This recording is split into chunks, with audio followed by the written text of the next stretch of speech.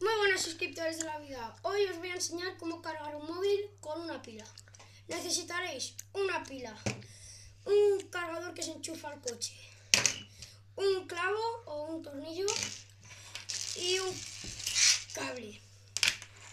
Es muy fácil. Y celo o cinta. ¿Veis el más? ¿Veis el menos? Vale.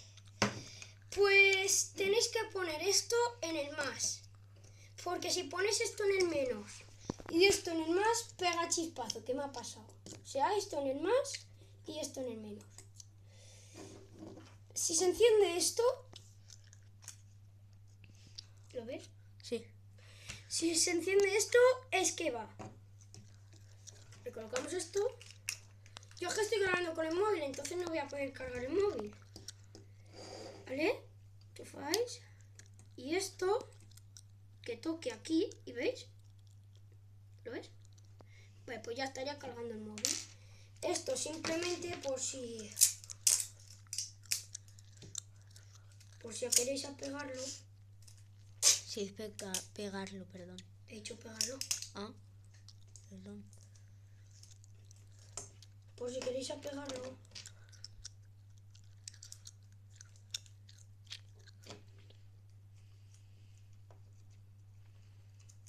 Sí.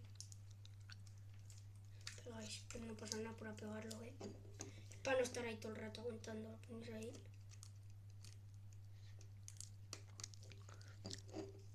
A ver. Y carga.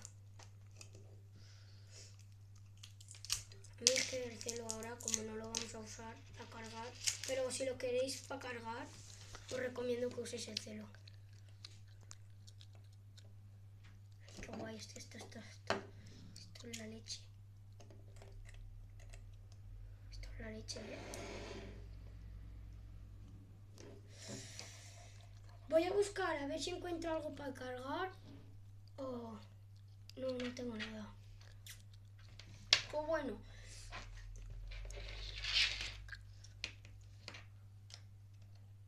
Voy a que probar.